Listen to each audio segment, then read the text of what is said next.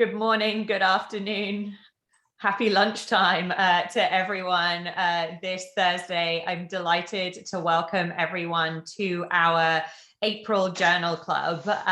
Journal clubs are one of my favorite items on the DIME calendar. We have the opportunity to welcome leaders in the field to discuss some of their most recent research. And for those of you on the line, we do run this as a very discussion-based session. So without further ado, let me introduce myself. My name's Jen Goldsack. I'm CEO here at the Digital Medicine Society, or DIME. And in just a moment, we will welcome our authors and experts to the line. But before we do, let me make sure I have all of you feeling very welcome and clear on how you can participate in the conversation today. So just as a disclosure, we are recording today's session, as I'm sure someone announced to you using a bot voice as you joined. The good thing about this is that the recording and slides will be available. We'll post it to the DIME website so you can share this with your colleagues should you want to pass on the details of the discussion today. Also, after our experts, and team, I'm just going to ask you if you, I'm going to ask everyone to hit mute if you're not on the panel, just to make sure we do have a good quality recording to share with everyone and everyone can hear clearly. And then we do run our journal clubs as a highly discussion-based session. So as you may have questions for the authors as they run through their work, encourage you to pop your questions into the chat. Or when we move to Q&A, feel free to raise your hand, not necessarily like this, but using the reactions function in your participant bar in Zoom, and we will call on you live so you can pose your question directly to our experts. So without further ado, let's go ahead and we'll start the programming for today. So the manuscript that we're going to be discussing today is a rapid development of a telehealth patient satisfaction survey using a multi-stakeholder approach. It couldn't be a more timely discussion, and I'm delighted to welcome some of the authors to the Journal Club today, and to lead to lead our discussion. So before I hand over the reins fully, let's do some introductions. Monica, let's start with you. Do you want to introduce yourself to everyone on the line? Sure. Hello, everyone. I'm Monica. I'm a data scientist with Nationwide Children's Hospital. So I have been working with Nationwide since 2 years, and my particular areas of interest or expertise is in machine learning and predictive modeling. And I'm mainly focused on quality improvement and also patient safety improvement projects. Yep, that's all. Thanks. Fantastic. Monica, excited to learn from you today, and congratulations on a great manuscript. Oh, and to give a little background of my education, basically I'm a pharmacist and I did my master's in health informatics. So I have a clinical and technical background. Fantastic. We love that over here at the intersection of healthcare and tech at DIME, Monica. Deborah, I'm going to come to you next if I can. Sure. Hi, everyone.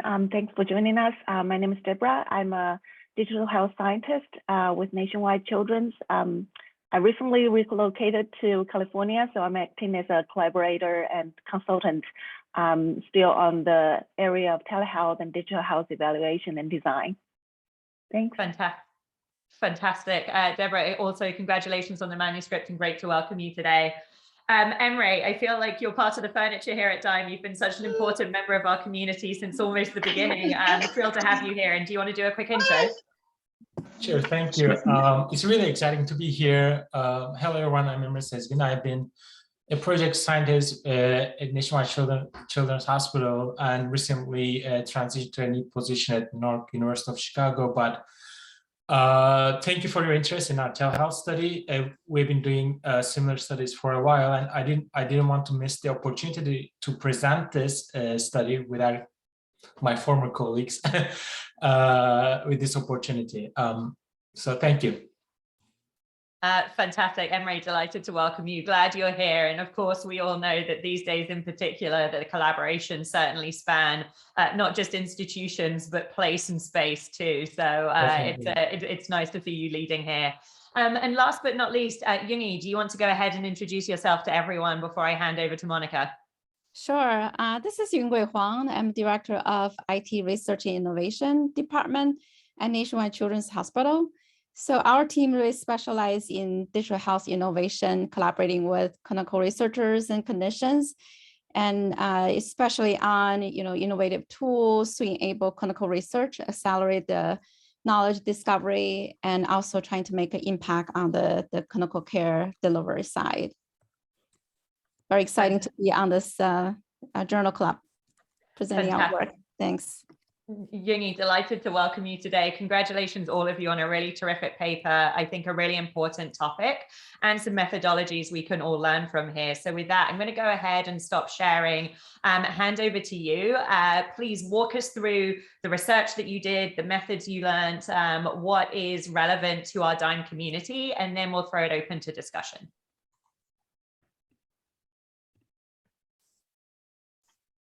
Okay, can you all see my screen?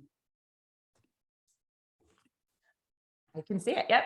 It's not in slideshow mode yet, but I can see it clearly. Okay, let's see. Where's the slideshow? Okay.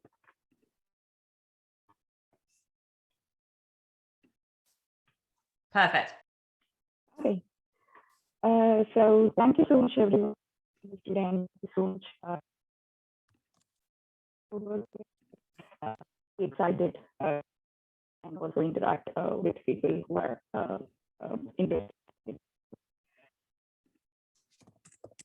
I will quickly walk you through like the quick background on why this survey instrument, and also what are all the methods we use, how we validate it. So before going into like the survey instrument. I'm so sorry to interrupt you. It's just, I wonder if it's headphones or a couple of people just pinged me to say it's a little unclear, and it's a bit unclear for me as well. Oh, okay. That's better. Whatever you just did is better. How about now? Better for me. Thank you so much. And I apologize for interrupting, but I want everyone to be able to hear you clearly. Oh, no problem. Please feel free to interrupt me if I'm not audible. So to give a little background on why we developed our telehealth patient satisfaction survey instrument, before COVID-19, NCH had like 0% telehealth encounters, and were preparing to roll out telehealth at a small scale. But COVID-19 changed all of it. So with COVID-19, NCH had to rapidly roll out telehealth in majority of the clinics. So within the first 6 weeks, NCH went live with telehealth on 55 clinics and nearly had 50,000 telehealth encounters, with majority being in behavioral health, followed by speech therapy. And the trends of telehealth visits in 2020 by month are like you can see on the left bar chart that the telehealth visit volume peaked in April and then started declining in May. And from the time chart on the right, you can see that the percentage of telehealth visits had peaked in April, with behavioral health and also clinical services, clinical therapies having like the majority of visits, and it started declining as the in-person visits has increased. However, behavioral health and clinical therapies still had a significant amount of telehealth visits by the end of the year. So coming to like the timeline of survey development, we developed this survey, like the survey instrument, within 9 weeks. So we initially thought of using like a previously validated survey instrument, telehealth patient satisfaction survey instrument. But however, all the telehealth survey questionnaires are mainly focused on telemedicine modality rather than the patient satisfaction, like the service satisfaction.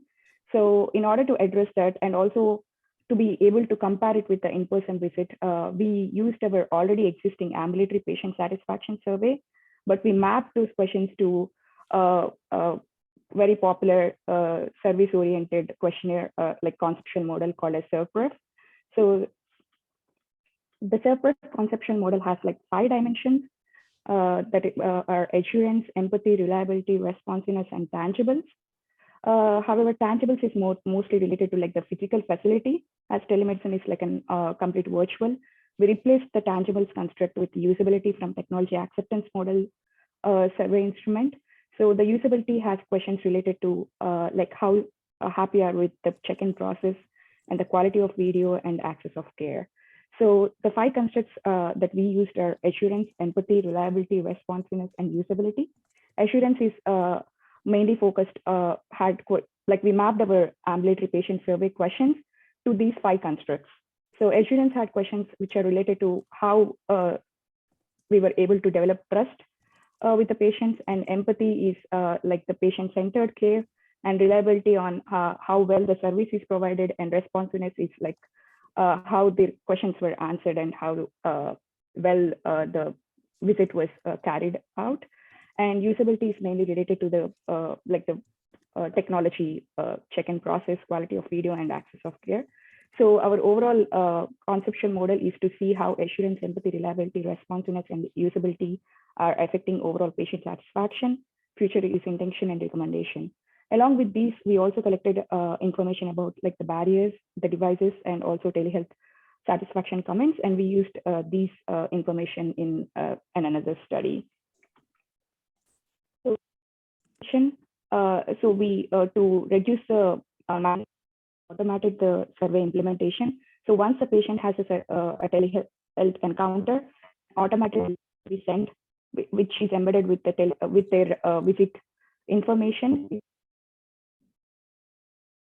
It will redirect it to the red cap, and and all the survey responses are stored in the data warehouse and are used for satisfaction for our satisfaction dashboards, and also for our research and quality improvement purposes.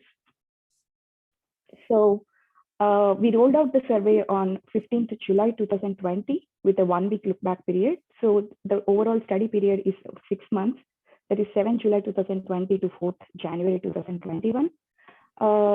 In this time frame, like nearly 160,000 telehealth visits were conducted of 36,360 unique patients. And we were able to, 5,000 completed survey responses were collected, of which belongs to nearly 4,000 unique patients. So the overall survey response rate was 8.6%. And our survey participant demographics are there are like an almost equal ratio of male and female, and 97% are Ohio residents, with 95% being English spoken, and 85% of the survey respondents are parents. Like here, I will be using patient and parent responses interchangeably, but here, whenever I mention patient, it's like the respondent that I'm talking about. And the mean age of the patient is 10.28 years, and majority of the population are white. So we combined we collected the survey responses on 5-point Likert scale with strongly agree to strongly disagree being the responses. And by combining strongly agree and agree, 96% of the respondents said that they have a positive experience with telehealth, and 76% are willing to use it for their future video visits.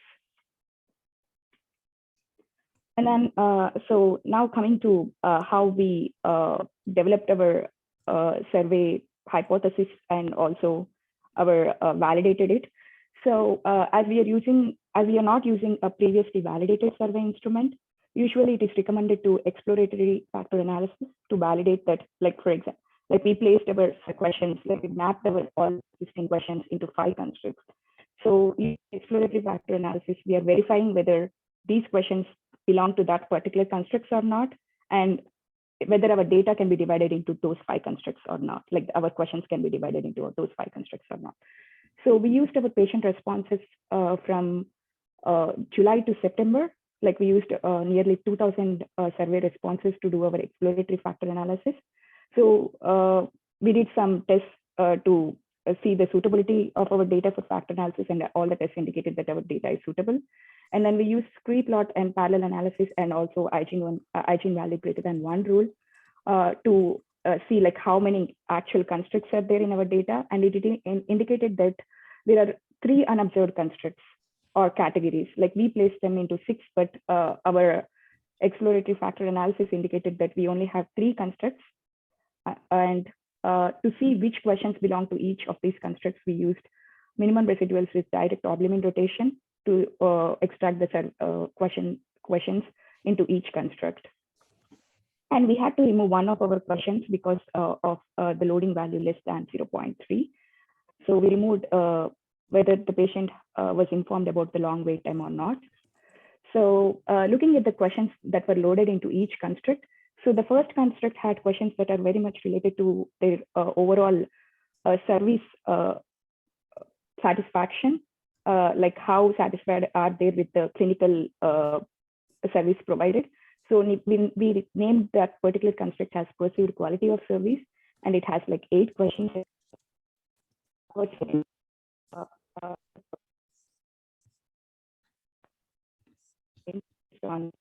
Monica, I'm so sorry to do this to you. You were clear as a bell, and I just lost you for the last couple of sentences where it got a little unclear again. I'm sorry.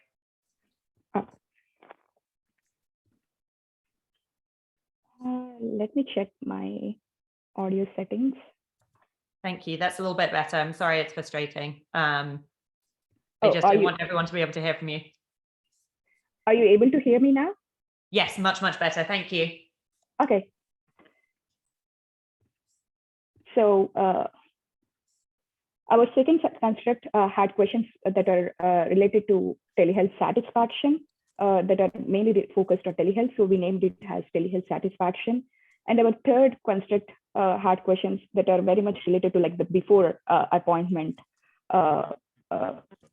questions that are like how easy it is to schedule the appointment and how happy are they with the check-in process. So we named this as admin. So what happened had some questions that we mapped into 5 constructs, but like 6 constructs, but finally we were able to only have 3 constructs and they were mapped into these figures. Of our practice, admission process is a subjective experience of the admission process, whereas perceived quality of service is how happy they are with the excellence of the service provided, and telehealth satisfaction is positive attitude towards the use of telehealth. So using we developed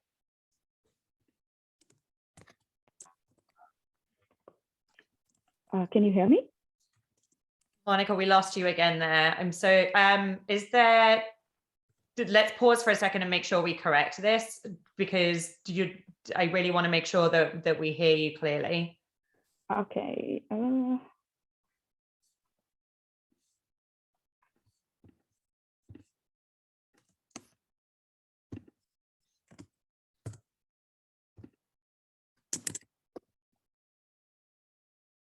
There's nothing like doing a presentation on the use of video visits when the technology underlying it is a little bit dry. Monica, if it's a bandwidth issue, you may want to turn off your incoming video. I think the issue is with my AirPods. So I will use my computer speakers instead of AirPods and see how that works. Seems to be better already. Yes, whatever you're doing right now is much, much better. Okay. I'm so sorry for this. Okay, so I will use my computer audio. Fantastic. That's really lovely, actually. Thanks, Monica.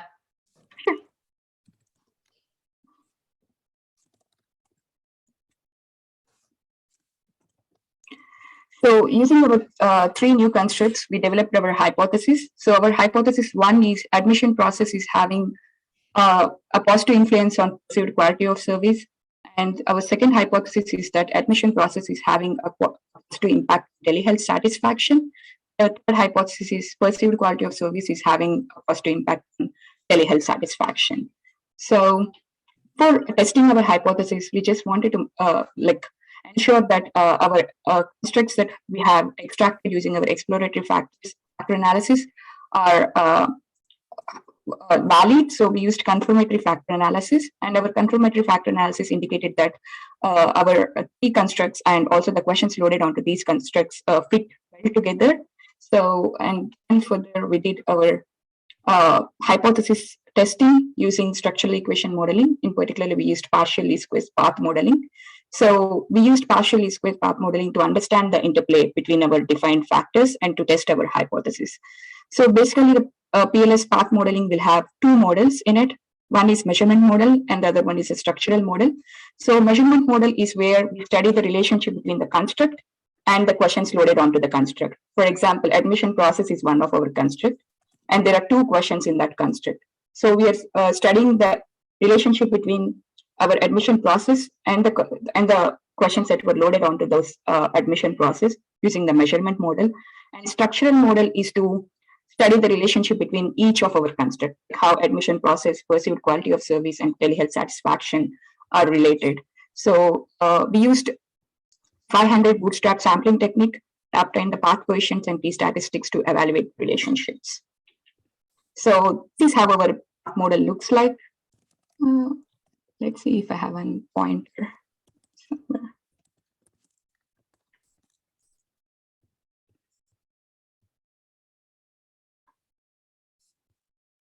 Oh.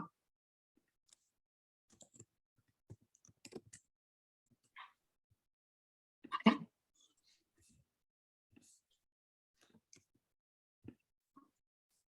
So like, as you can see here, like admission process is connected to perceived quality of service, and perceived quality of service is connected to telehealth satisfaction. Also, admission process is connected to telehealth satisfaction. So like the values here between these arrows are the path coefficients. Path coefficients are nothing but regression coefficients from an ordinary least square modeling. And these path coefficients indicates this direction, like whether they have the positive or negative effect, and also the strength of the effect. And the asterisk here indicates the value significance. And from here, all our effects are statistically significant. And as you can see, the admission process is having a strong, like a path coefficient greater than 0.6 is considered as strong effect in the world of partial least square path modeling. And anything between 0.3 to 0.6 is considered as moderate effect, and less than 0.3 is considered as weak effect. From here, we can see that admission process is having a strong positive impact on perceived quality of service with a path coefficient of 0.6, and perceived qualities of service is in turn having a strong positive impact on health satisfaction with a path coefficient of 0.67. However, admission process is having like a weak positive impact on health satisfaction. And as you can see here, like admission process, like AP1, AP2 are the questions that were included in the admission process.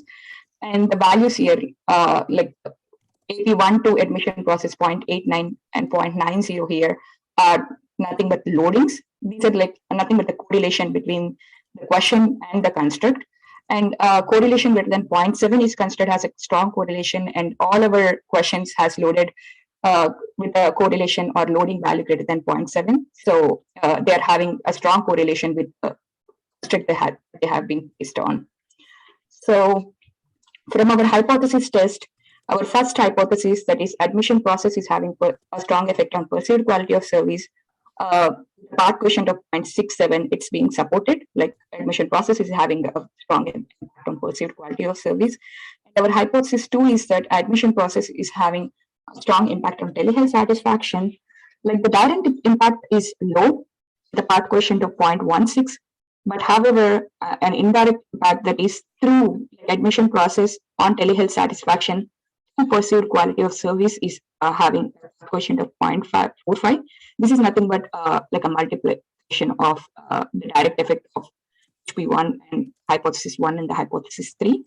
So the overall total effect of admission process on telehealth satisfaction is 0.61, which means a strong effect. So our hypothesis 2 is also supported. And our hypothesis 3 is perceived quality of service having strong effect on telehealth satisfaction, and it is also being supported. So the overall study insight is that admission process as the first step of a telehealth visit is influencing how the patient is feeling about quality of service and also overall patient satisfaction. So like unlike an in-person visit where we'll be guided by like administrative staff or other people on how to attend their encounter, in terms of a telehealth visit, it might be a little difficult for them to understand on how to enter the lobby or how to book an appointment and how to check in. So it will be nice if we improve that interaction of the patient, like human-computer interaction, so that it will help improve the overall patient visit satisfaction. So that's the takeaway from our study.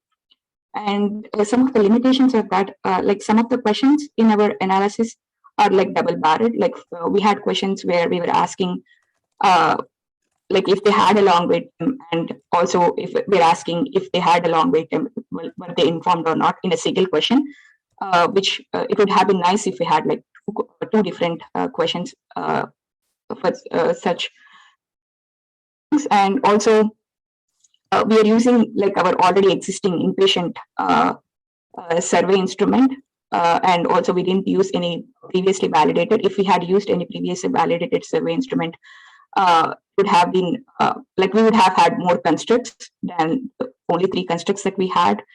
And also our survey population is not very diverse. Like most of the survey population is like white dominantly and English speaking. So we might not be able to generalize it to all the population.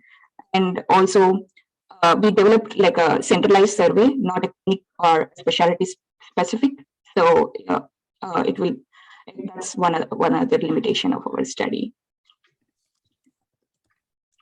And we would like to acknowledge all the other who have worked on this project, and we are happy to answer any of your questions.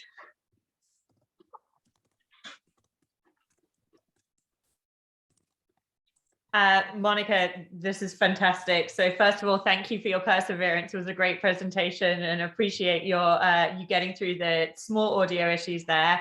If you want to go ahead and stop sharing, we'll throw it open to discussion. So again, I'll welcome everyone on the line to pop questions into the chat, or raise your hand and you can pose your questions live. We do try and run this as much as possible as a discussion.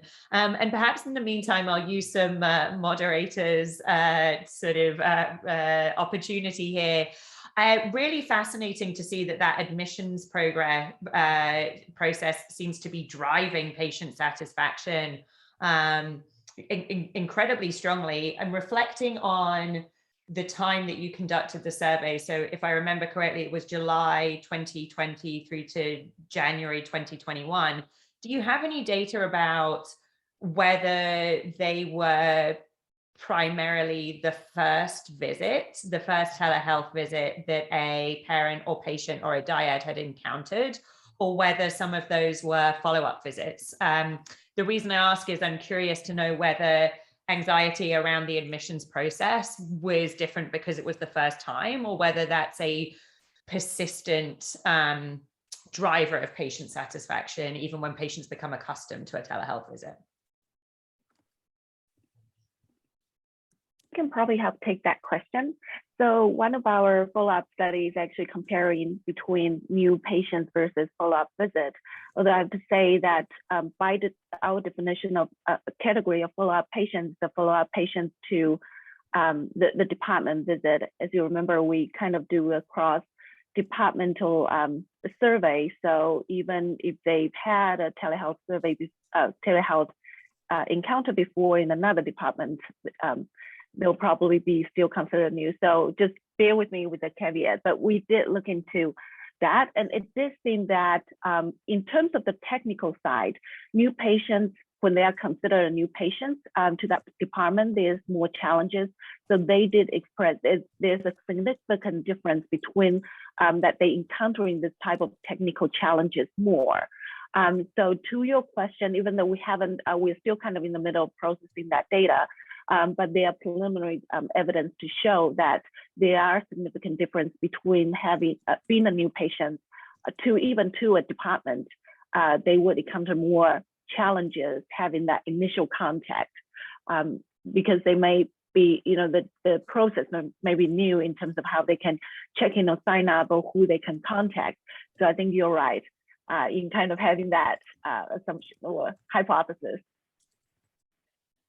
The implications of that are really interesting, aren't they? If we think of anyone on the line who might be responsible for administering or growing a telehealth program at their clinic or at their health system, that actually the most important driver is making sure that during those first touches with the system, even if it's a patient who's had a telehealth visit somewhere else in your health system previously, that's the place that you really put the patient at ease, where you really delight that patient.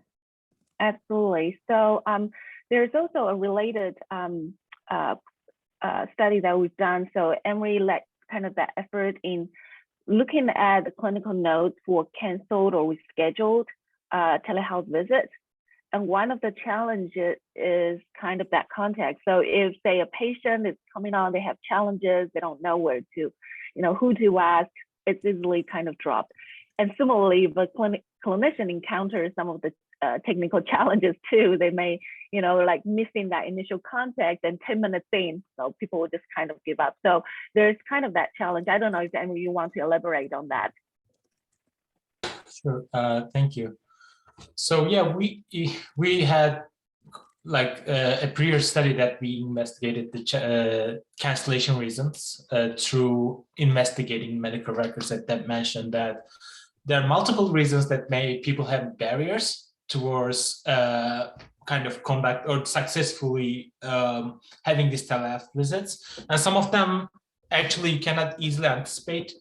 What technical reasons are like common reasons that we all know, that we all experience through Zoom meetings and everywhere. That is kind of, we can sympathize and actually empathize about that process. But when you have kids that you kind of having hard time, maybe a bit fuzzy, those also kind of affect the quality of the services, unintentionally kind of reducing it. So there are multiple reasons here to investigate, further elaborate actually.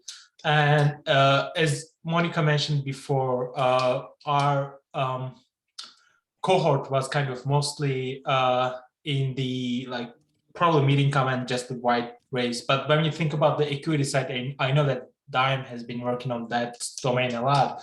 So there could be other, I can only speculate here, there's no evidence, but based on our previous investigation, one thing is with limited English proficiency is the interpreter services and the readiness of those services during the visits. And also personally, I also observed that the waiting times is also could be a problem.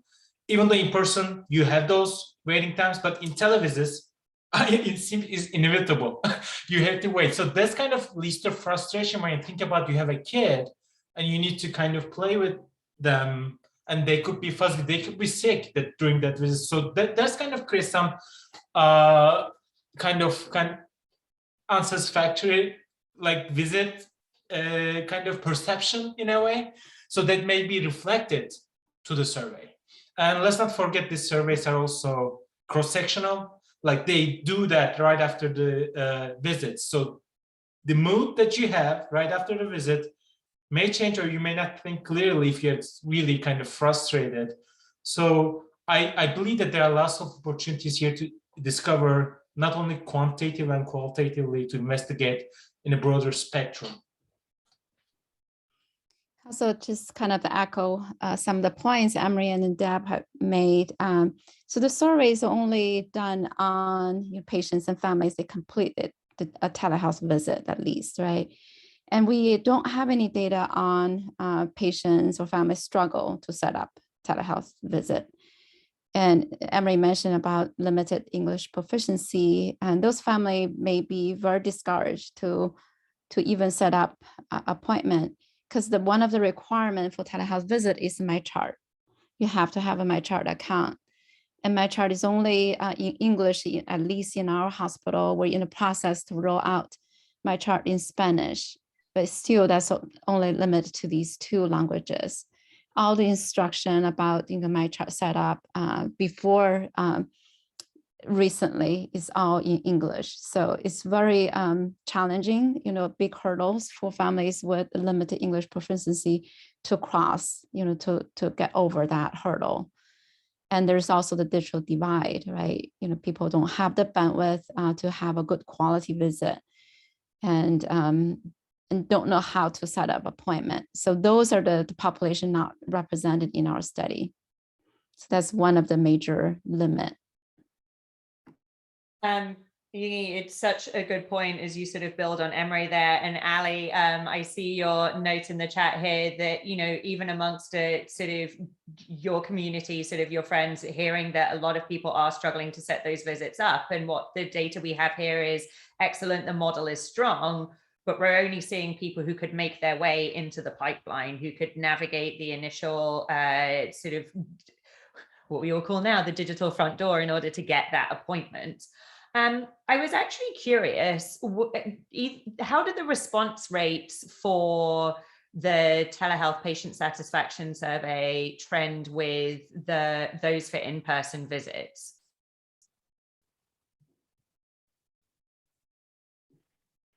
Actually, I don't have the data for the in-person visit. Do you know about that, Yunwei? I don't have it, but just hearsay it's higher than the telehealth visit response rate. Deb, you want to talk a little bit about the telehealth response rate? Yeah, sure. So I think one of the challenges too is that because we try to automate the process, and so we deliver that and match. So one of the unique aspects about our survey is that we could reduce the number of questions we ask because we automated and link it directly to the visit, to a specific visit. So that means we can extract later on the patient information and the visit information without having to ask them to enter all of that on their own. And that will give us a more accurate picture as well. But having to, one of the problems with doing that is that we actually need to use MyChart. And then again, the challenge of actually accessing MyChart, know enough about coming back to MyChart can be a barrier. So that's one of the reasons our response rate has been low compared to maybe in-person visit when they just hand them that piece of paper to check right after the visit.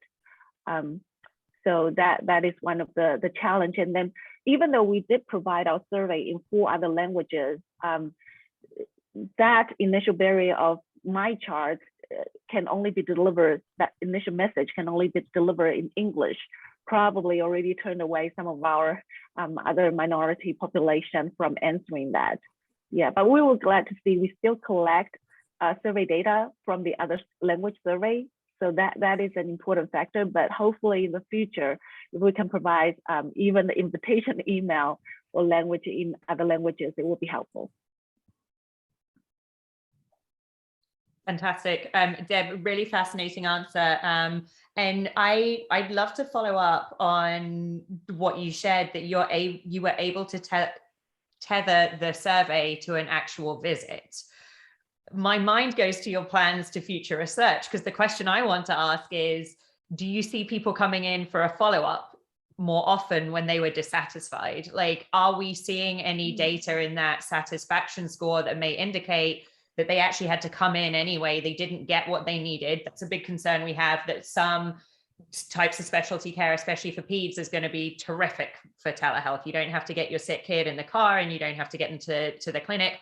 But other times, in order to actually fully resolve whatever health issue they're having, they need to do a follow-up, and there's frustration. I wonder if you have any insights on that, or any plans for further research. That is a great lead for further research. So definitely that will be something that we are interested in follow up. As you mentioned, they kind of really open door and provide us with a wealth of potential research questions. So some of these are kind of in the pipeline that we want to compare, longitudinally what happens to these patients after that their different telehealth visits. And as you mentioned, one of the interesting research would be what type of visit fits in with telehealth better, like how these modality can support some of the different type of visits. And we already have some ideas because I think Monica mentioned that in addition to those Likert scale satisfaction question, we also asked about barriers. And we also gave them an open comment that they can provide more of the qualitative data. So that is the next step that we are looking into right now. And that will be the next paper, but I can share in terms of the barrier. Actually, very interestingly, the top barrier that actually consists the 11% is finding a quiet, private place to carry out the visit. And so these type of this type of insights are not quite captured in your usual satisfaction survey. And then the next one is trouble logging into my chart, and then they worry about the quality of telehealth visit. But out of the kind of that data, we can already know it's not just about the technical interaction, it's also about the context in which they carry out the visit. And when I look at the qualitative, the comments, people do worry. So one of the major modalities, behavioral health visits, that's probably most easily translated into suitable for telehealth. But they were worried about, whether they can be overheard. So it's both from the patient side and also from the clinician side, because when you're looking at the physician, you don't know you don't see the whole room. So basically, you wouldn't even be, if people are uncomfortable sharing over that space, that could be an issue. And then again, even though one advantage is working from home, but then people get distracted. So it's very hard when you have multiple children, to be able to carry out a quality visit as well. So those kind of issues that to surface, and it's very interesting to look into that. Deborah, it's such good comments. I'm curious to hear if any other authors have some thoughts, but our immediate thought, at least at Dyne, when we think about clinical outcomes, is for telehealth, we want to be measuring in the same vein, right? We care about the clinical outcomes, they are hard outcomes.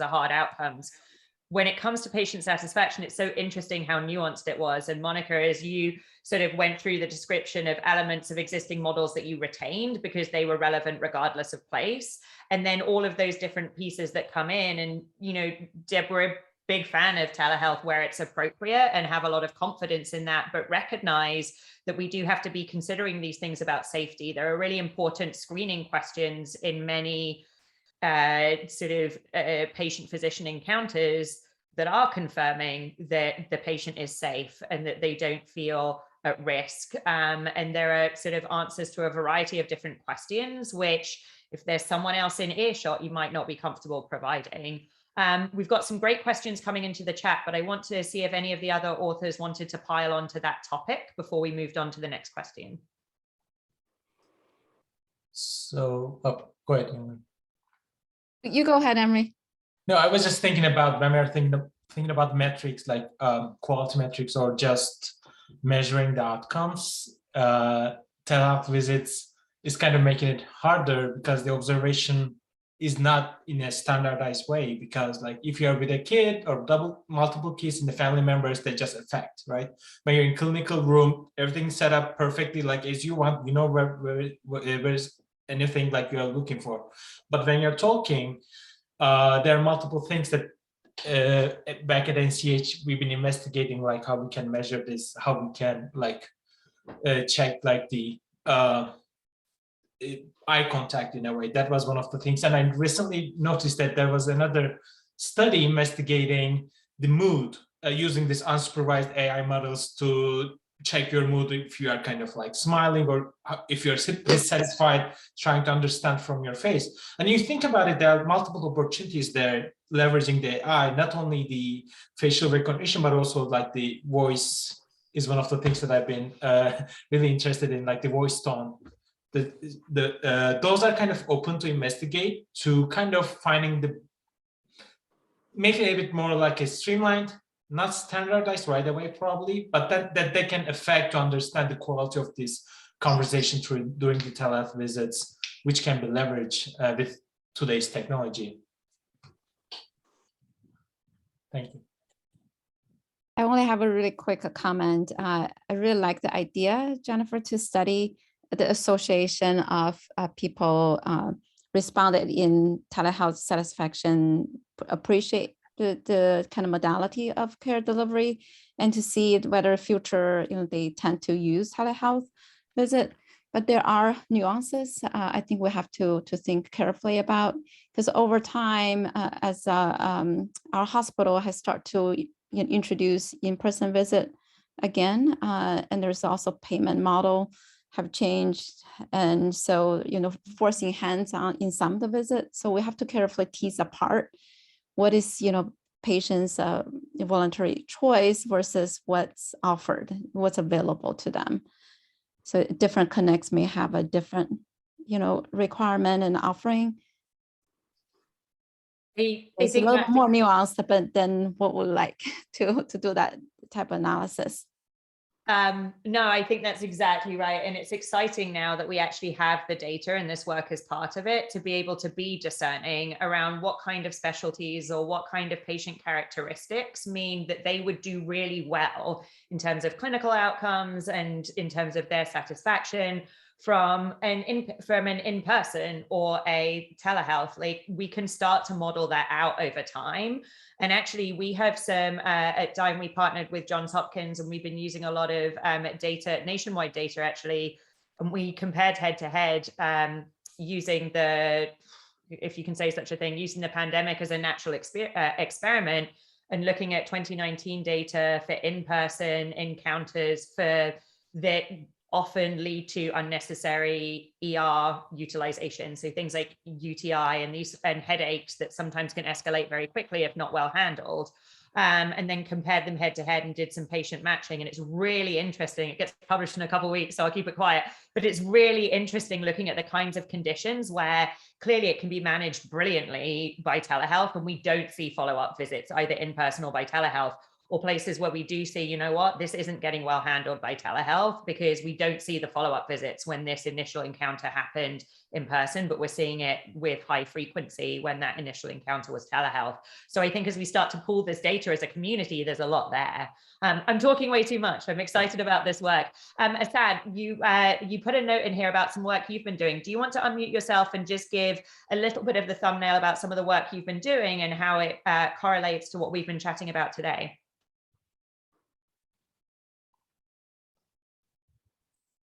And you should be able to unmute yourself at your end if you're somewhere you can chat.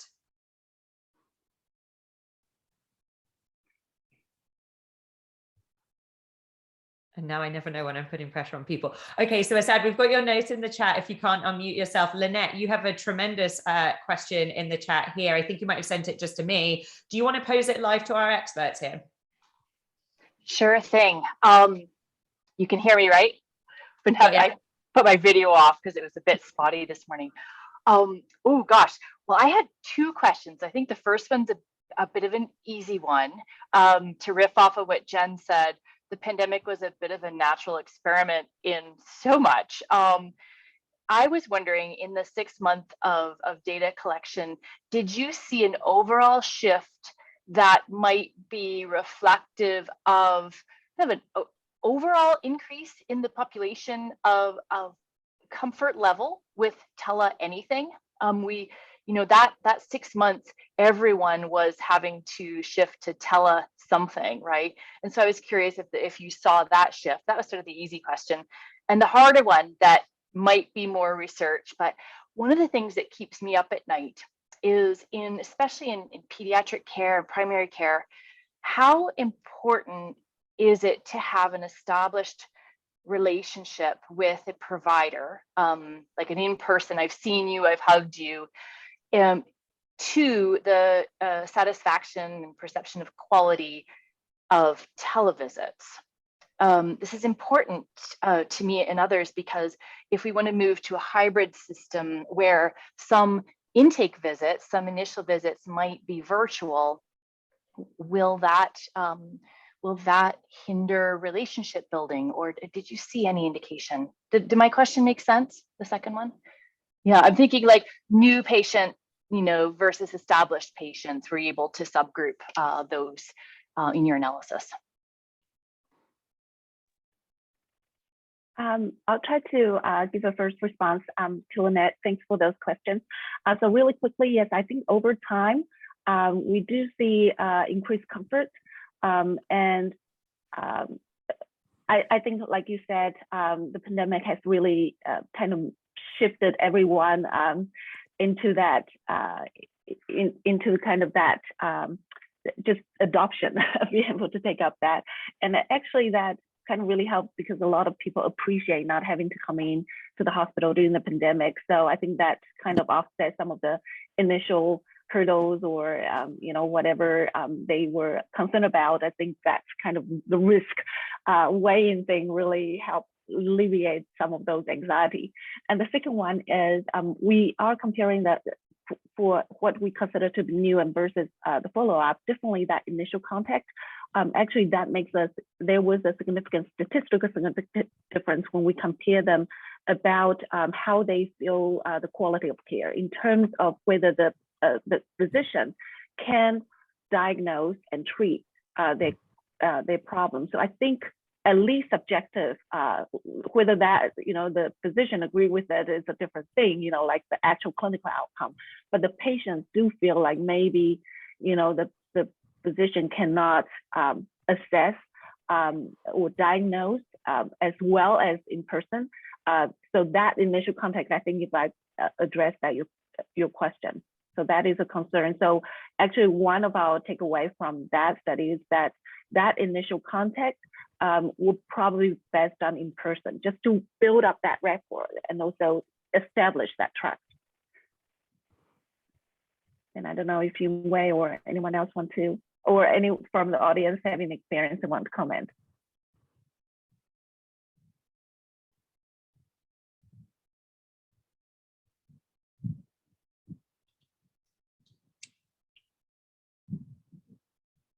Deb, you hit it all with your response, Lynette. Terrific questions. Thank you so much.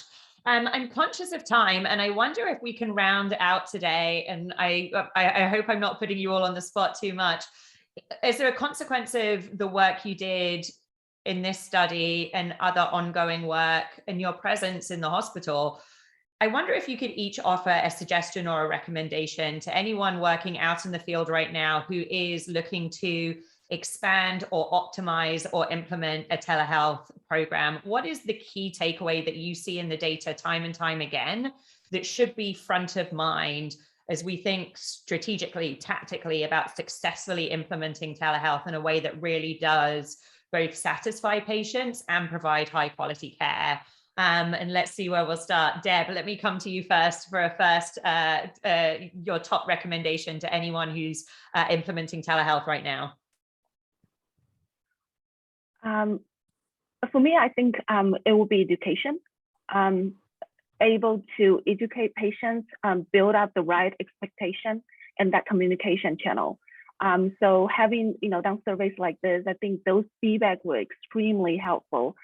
So kind of that open door channel, so communication, place they know where to ask for help, to seek clarification, that will be very helpful. So education and communication, I think that will be something to, to be think front and center.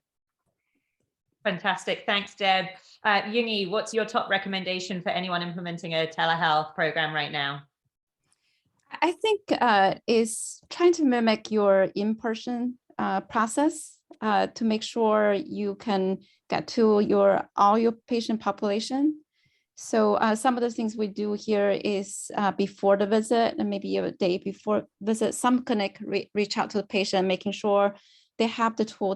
My chart is running and they can do a test run, make sure they can do the visit, comfortably. So to kind of guarantee a better quality visit that way.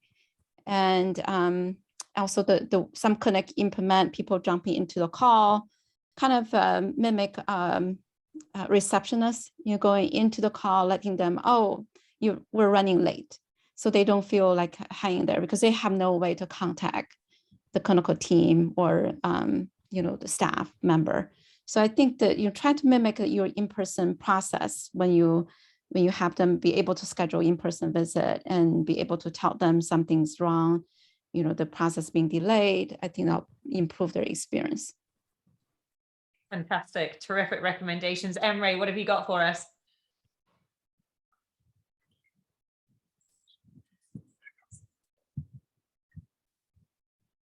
I'm sorry. Right, can you repeat the question? Tell us what your number one recommendation would be based on all of this data for anyone looking to implement a telehealth program. You're back on mute. Sorry. Okay. So for telehealth, I have the top pick for me. It's just I've been thinking about the last comment that I made, like the kind of leveraging the artificial intelligence in the kind of supporting this conversation in both sides. So I think there are more work to do in terms of supporting both like parents in pediatric setting and also the providers with the technologies that we have beyond these kind of the medium of like the Zoom or the like the creating this technological interface. What I'm trying to say here, there are still kind of struggle to understand and kind of creating this kind of universe for people to leverage for the healthcare. So my recommendation is just kind of focus on that, observing this interaction. It doesn't have to be like a quantitatively looking at the numbers, but just like being there and observing what is going on.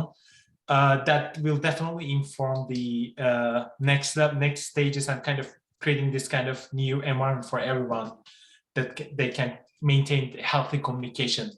So I was in the back of my head, I was also thinking about the cultural differences. That is why I was thinking like that we cannot come up with some sort of standardized way in any case, because everything is unique, like every visit or everyone. So even though you can understand from when you're looking at the patient or the patient space, you may think that they're understanding, but sometimes they may not, because culturally, it's the same in Turkey too, with my culture, that you nod your head as if you're understanding, but actually you are trying to be kind towards the person you are talking. But actually, at the end, you said, what was that about? Maybe I should follow up. Or you can ask someone that you know. So these are kind of like, they're kind of nuances, but you cannot capture through these data points that we are thinking about. So there are more things to investigate there. So it's kind of, for me as a researcher, exciting thing, like as perspective to investigate, actually. Thank you. Like that we keep using these new tools and technologies as opportunities to keep seeking ways to improve. I love it. 3 terrific recommendations. Monica, tremendous presentation. Round us out with your recommendation for all of the telehealth implementers on the line. First thing that I want to mention is, like, although we might not be able to provide like the comfort level that we will be able to provide in person, like there are certain things need to be addressed in telehealth visit. The first thing is like providing, as Yngve and Pep mentioned, like communication, like providing the assistance at all the time.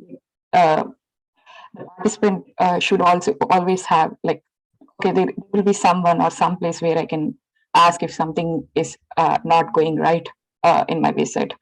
So I think that is one of the things, and also tailoring like and health encounters depending on like the patient population, like taking into consideration of the cultural aspects and all, and also the type of visit, like the type of technique using.